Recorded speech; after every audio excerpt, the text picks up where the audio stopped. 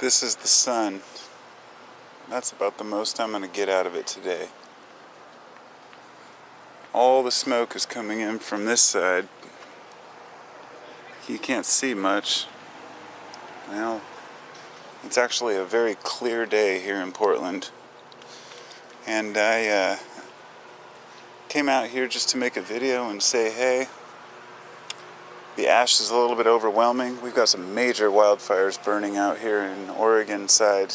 It's in the Columbia Gorge. It's just a nightmare right now. We have, sit down here for a minute. We have a crazy wildfire that started out here a few days ago from fireworks. And some idiot kid, 15-year-old kid out there messing around and throwing fireworks on the trail out by Multnomah Falls, which is like, I mean, the Columbia Gorge is like our beautiful area here. And I'm like 10 miles. I live in the west end of the gorge, but the real gorge starts about 10 miles from here as it starts to, become more of a gorge, a valley.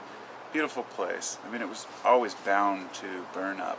I don't mean that. I guess what I'm saying is that wildfires are a natural process, and the fact that we tried to prevent wildfires for so long, it wasn't until later I think it was in the 1900s when we started realizing that no new redwoods were sprouting, let's say down in Northern California. And we found out it was because sequoias won't sprout until after a wildfire. So a wildfire blazed through there and it got out of control, and afterwards a whole bunch of new sequoias came up. The thing is, we as humans are very short-term thinkers. For example, let's say the globe might warm long-term because of our choices of what we burn. Even, the argument rages on and on, back and forth about whether humans contributing to global warming would even make that much of a difference in a natural cycle.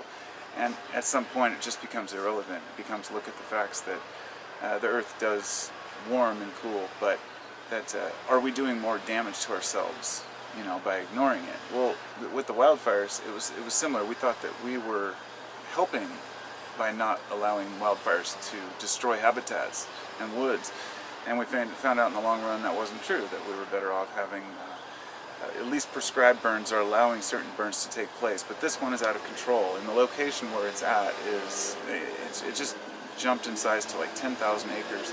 And I'm sitting out here, on this, there's ash falling. It's like a snowy day out here. And my cars are covered with, a thin layer of ash, and it's bad to breathe. Sent my kid to school with a mask and everything.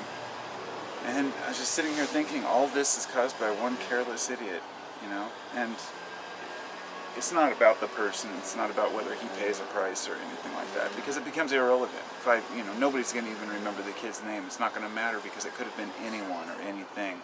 It could have been an innocent mistake, a cigarette butt, or it could have been a lightning strike. But the point is that here we are. Nature kicks some ass, and when you're really amidst it, then you really get to see the power of it. But you can still feel the effects just being near it. I mean, when we went to Symbiosis, there were wildfires out there, and their smoke was just, it wasn't interfering with our experience, but you could see it in the clouds. Down by Madras and Bend, there are wildfires going on crazy. I think there's about 500,000 acres burning in Oregon, 500,000 acres burning in Washington, 2 million acres burning, or I think 1.2 million acres burning up in BC, in Canada. And that doesn't even include California, which is totally on fire. But that doesn't surprise me as much that any of these places are on fire at the end of the summer. But the gorge is a very difficult place to fight fires, and so it's not showing any signs of stopping, and it's probably going to end up burning itself out. I guess on a positive note, at least there will be morels this fall.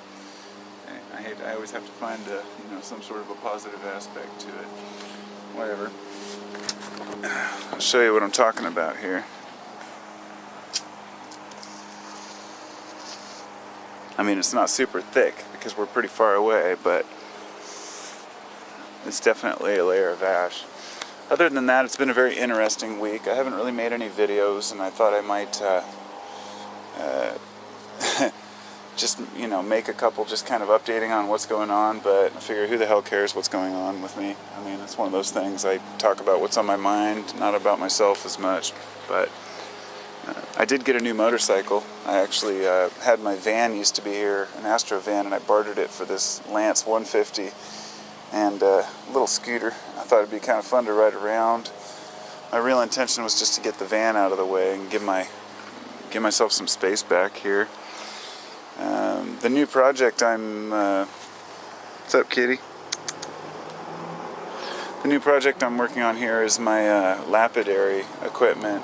You know, I've been a carpenter for years, and I got really into making fine woodworking, you know, handrails and cabinets and little boxes and stuff like that, and haven't done it in years, and at least a couple of years, and I've been really wanting to get into rocks lately. I found a bunch of agates out in the desert, kind of renewed my interest. This is a moss agate. So anyway, I went out and I bought this thing off Craigslist used for a couple $100. Actually, it was like $350, but I thought it was worth it. And I've just been making cabochons, things like that. I just love a nice agate with good color. And some of them are just very simple, basic agates, but all these are just my initial experimental pieces. I'm learning how to use the machine and learning how to do like domed pieces. These are all rough. It's funny because this one is actually off of a very generic rock that looked like this. And I thought I'll just slice it and see how nice I can make it. And you'd be surprised, you can get some pretty amazing stuff. We've got petrified wood and all kinds of things. But I wanted to give one tip for anybody who's interested in lapidary work. You don't need much. I mean, this machine is ridiculously priced at like $1,700 new or something because they know people will pay it. It's pretty much just grinding wheels, a polishing pad, and then a saw. But the thing about these saws is, there's a disagreement with lapidary people about this, but I've been using this for cutting rocks for every time I've cut rocks for years. It's just an $88 wet tile saw. And it has a very thin kerf, I think a 1mm blade. It's loud, it's direct drive, but it works. And so once I got this with supposedly a nicer blade, I found that it's crap compared to that.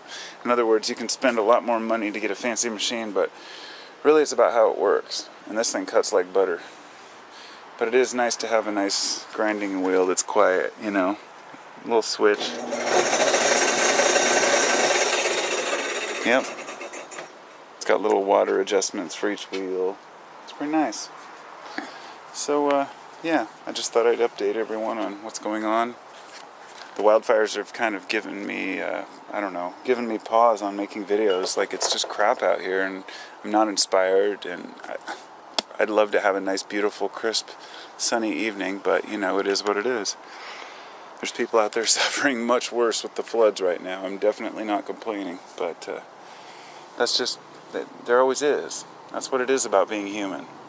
You know, we're always suffering something. There's always something going on, and the more it affects us personally, the more we learn to face adversity, I guess. That shouldn't be down there. Anyway, it was good talking to y'all for my ramble, for what it's worth. I will be talking to y'all later. I hope y'all have a wonderful evening.